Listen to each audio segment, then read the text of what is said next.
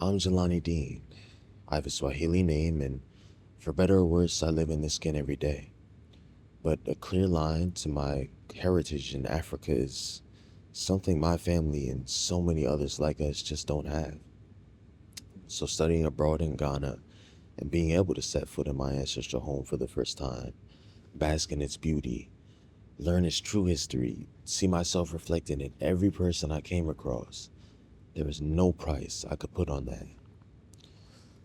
The month-long experience opened my eyes to the bubble we live in as African Americans and led me to a stunning realization.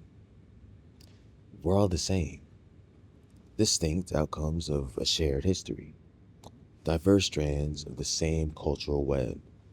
We are all individuals and we are all Africans, by way of Botswana, Brooklyn, or Brazil. Growing up in the United States, we're taught that Black history began with slavery and ended with the Civil Rights Movement. But in Ghana, I came to understand fully that we come from so much more. The history and the trauma of the separation of slavery is white history. Ours is a chronicle of innovation, resilience, unity. And those values are our future too. So as a long-lost cousin returning home, I had to ask my found family. What unity means to me? Wow. Unity. Unity. Unity. Unity. Unity. Unity itself is a broad word. Unity, a concept central to Black people across the world. In every area of the diaspora, our familiar bonds extend beyond blood and tribes. Unity creates these bonds, plays a core role in all of our lives. Because we all come from different backgrounds, unity means something different to each of us. Unity, in my perspective, is coming together as one. So not a group of one people, but various groups of people coming together to push one specific agenda or idea. Unity means coming together and making a good effort for a better future. It brings good things to my life because I'm good now and I look healthy and strong. I work with people together and we respect each other's view. That's what unity brought us today. Unity is all about embodiment of coming together. That's the way I understand unity. And unity is very vital in one's life and in our general life. Because we're not united, the world is so much in chaos. Get united in one body, let's forget about our color, race, or whatever. We get united and think focus about reality of life and be journey to one another. I think unity will stand more broader and going to be more stronger. Black people are connected by an intricate web.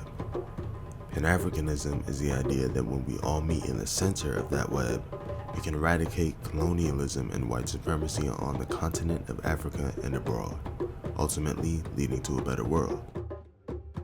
Dr. W.E.B. Du Bois took part in this movement and moved to Ghana during his later years. I believe one of Du Bois's aims was not just to end colonization, but to make sure African people everywhere are united. The main issue of Pan-Africanism is not for Africans only here to be united, but African here and Africans elsewhere as well. The reason why the boy came to Ghana was because of Nkrumah. And Nkrumah, when he fought for the independence, he knew him as the Black Star. So that indicated that, look, you need to look at the Black Star. Wherever you are, a black man, you have to liberate. So wherever you see that star, you have to rise up. Yeah. Break away from the chain. Du Bois, he said in one of his statements that he had been uplifted by the thought that what he did ill and never finished will be left on for endless days to be completed whilst he rests in his grave. Despite the continuing efforts of an unfortunate minority, the Pan-Africanist dream largely remains just that. Even with all our similarities, some people so adamantly assert the separation between us. We may not know where specifically we came from, but we are aware that Africa is our ancestral home. So, what's keeping us apart? they're not united because the white people feel if we united, they're going to have a problem. So they don't want the black race to be united. They want the division in the black race. Well, I think the imperialists, the whites, they want to rule and control everything, and that is the only weapon that is more stronger than the AK-47, the SMG, and all the missiles and whatever. Division is what you can use to conquer the black people. So when you divide them, you conquer them and you rule them. We can't blame one particular institution. We all have a role to play in our disunity today. So if we believe slavery ended many years ago, so what is stopping us today from being united? The first thing is our mentality. I think there's also a lot to blame on the African leaders who have been westernized and trying to westernize some of us. Because colonialism is over, but there's neo-colonialism, and that is even more dangerous than colonialism. When you have your own brother, your own father, your own cousin trying to treat you like the imperialists were doing. And if it is the imperialists, you know they are different from you. But when it is your own people that you need to trust, and you can't trust them, that is more dangerous. So I think we have a part of ourselves to blame. We've been washed to a point where we believe each specific group has their own specific ideas or values, and that nothing in these two can bring us together as a whole. So we are largely to blame. We've not changed our mindset till today. We are still living in the same old form. One can't help but wonder what those who came before us would think of our world today. Are we doing right by figures like Dr. Du Bois and Kwame Nkrumah? Is this really the world that our ancestors envisioned for us? Nkrumah, as we see, and Du Bois, they were thinking about the present, the past, and the future together. So with the current day Ghanaians, historians, I think they think like that from the past, the present, and the future, that if we push them more, would bring these great leaders' works to an accomplishment for them in their graves. Some of us are honoring, but the majority of us, no, because when you look from our education, we don't have them as syllables in our education. We don't even have them as subjects. We don't have them as subjects to even study. And when you have a situation like this, you think they are not being honored. Because when you go to the classroom, most of the subjects, most of the people they call great people are Marco Polo, Christopher Columbus, and all that kind of people. You can see those Pan-Africanism is not today. The ideology of those Pan-Africanists, as you mentioned, Du Bois, Kwame Nkrumah, Malcolm X, and those people, is not today. Today, people are leaders having a different motive. Excuse me, they are not Pan-Africanists. If they are Pan-Africans, a lot of things wouldn't happen, because they are not freedom fighters. They're not fighting for their people. This world needs to undergo a drastic transformation before we can say we've made change. The challenge is figuring out how we can make the world better for black people. One is love. One is love.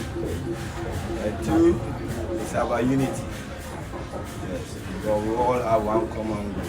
We all be happy with our families. Every choice of human being should be respected, and we should come together and work as one big family to make our better future. I think we can make the world a better place for Africans if the Africans start to learn their histories well from the actual sources.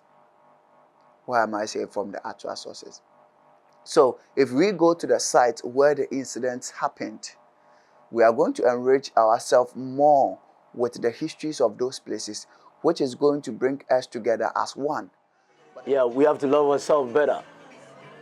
That's the only way we can make it better, because if we keep fighting ourselves, how do the black race become happy? Unity is only the focus. If you come together as one people, I think I don't think we're going to go through all these problems or craziness black folks are going through all over the world. The first form of making the world better for black people is first through unity. The only way black people can find a safe space for themselves is if they try to pursue it themselves. So black people here and black people elsewhere need to find a common ground and come together. And then we can eradicate some of these institutions which are fighting against us. Making here better, it's making it better for we ourselves and making the entire world better for ourselves. So there's no part of the world that belongs to the white man. In every part of the world, there's a black person. Black people are everywhere in the world, but history that we learn in school tells us that black only got abroad through slavery, which is not true. We know it is our world, and so we are everywhere. And so every part of the world is for the black people, so we just need to make every part of the world better, and we live there. While the days of injustice have seemed endless, these people see the threads of unity in action. They don't work in a traditional classroom, but they play a vital role in preserving Pan-Africanist teachings and tending the web of unity.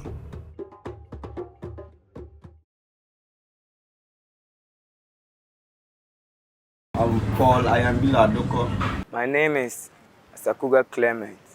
My name is Musa Yakubu. My name is Frederick Kofi Ajiman. I'm Diana Ayoba. My name is Abugbila Pambila, and with a better Christian name, Joseph.